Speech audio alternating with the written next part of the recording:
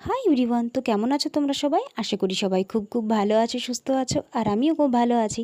আমার এই ছোট্ট রান্নাঘরে তোমাদেরকে আরও একবার অনেক অনেক স্বাগত। আজ আমি রান্না করব হচ্ছে ডিমের ঝোল আর বটবটি ভাজা। তো ডিমের ঝোলটা একদম সিম্পলভাবে করব, আর বটবটি ভাজা করব হচ্ছে পেঁয়াজ দিয়ে।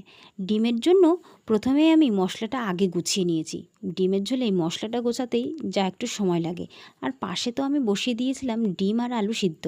তো এদিকে ডিম আলু সিদ্ধটা হয়ে গেলে আমি ডিম আলুটা ছুলে ডিম ভাজাটা বসিয়ে দিয়েছি।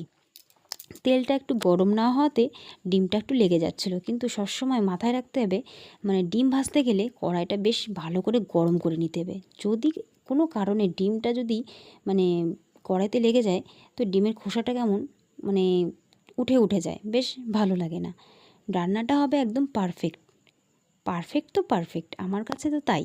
কেননা রান্না করতে গেলে দেখি যদি কোনো কিছু একটা সমস্যা হয়, আমার ভীষণই রাগ হয়। তো যাই হোক, সবসময় চেষ্টা করি ভালোভাবে রান্না করতে, যাতে রান্নাটা ভালোও হয়, দেখতেও ভালো লাগে। তো যাই হোক, এদিকে আমি ডিমটা ভাজা ভাজা হয়ে গেলে ফোড়নে দিয়েছিলাম জিরে আর পেঁয়াজ। তার পাশে মশলাটা আমি আগে করে নিয়েছি মিক্সিতে। আর এদিকে পেঁয়াজটা ভাজা ভাজা হয়ে গেলে আমি মশলাটা দিয়ে দেব। ডিমের ঝোল তো মাঝে মধ্যেই একভাবেই খাই, মাঝে মধ্যে এই ডিম সিদ্ধ করেও ভালো লাগে, আবার মাঝে মধ্যে ডিম ভাজা করে অমলেট করলেও খুব সুন্দর লাগে। তো তোমরা কোনটা কিভাবে খাও অবশ্যই কিন্তু কমেন্টে জানাবে যে তোমাদের কোনটা বেশি ভালো লাগে। আমার কাছে বলতে গেলে ভাজাটা বেশি ভালো লাগে, যেহেতু ভাজাটা আগে বেশি খেতাম না, কিন্তু ভাজাটা এখন বেশি ভালো লাগে। সিদ্ধটা খেতে খেতে বোরিং হয়ে গেছে, ভালো লাগে না তেমন। তো মাঝে মধ্যে করি আর কি।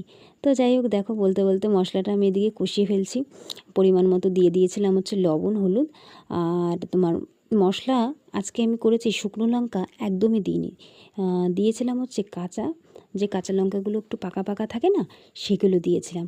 কেননা ওই লঙ্কাগুলো দিলে তরকারিটা লাল লালও হয়, আবার খেতেও ভালো। কারণ শুকনো লঙ্কা খাওয়াটা তো তেমন ভালো না, কালারের জন্য আমরা দিই ঠিকই, বা স্বাদও হয় ঠিকই, কিন্তু ওটার থেকে কাঁচা লঙ্কাটাই বেটার। তো যাই হোক, এদিকে মশলাটা কষিয়ে আমি ডিম আলুটা দিয়ে দিয়েছিলাম। তো দেখো, কালারটাও কিন্তু খুব সুন্দর এসছে। কাঁচা লঙ্কা দিয়েছি, বোঝাই যাচ্ছে না। মাই আমাকে বলছিল, তুই রান্না করেছিস সেটা কি শুকনো লঙ্কা দিয়েছিস? আমি বললাম, না তো, আমি তো শুকনো লঙ্কা দিইনি, কাঁচা লঙ্কাই দিয়েছিলাম। তো কিন্তু দেখো, একদম বোঝাই যায়নি, আর রান্নাটাও মানে দেখতেও সুন্দর লাগছিল। যাই হোক, এদিকে আমি ডিমটা কষানো হয়ে গেলে তোমার দিয়ে দিয়েছিলাম জল। আর এই ডিমের ঝোলে বিশেষ করে মশলা যদি একটুখানি যদি উল্টো পাল্টা হয়, যেমন রসুন পরিমাণের বেশি হলে বা আদা একটু বেশি হলে ভালো লাগে না খেতে। আমার হাতেও মাঝে মধ্যে একটু এরকম হয়ে যায়, একটু রসুনের পরিমাণ বা আদার পরিমাণ একটু বেশি হলে।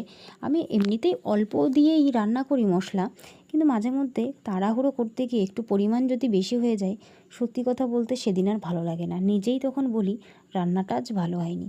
কিন্তু সবসময় আমি চেষ্টা করি অল্প পরিমাণ দিয়ে রান্না করা, যেহেতু মশলাটা তেমন খাওয়াটা উচিত না, অল্প মানে পরিমাণ মতো দিয়েই খাওয়া উচিত।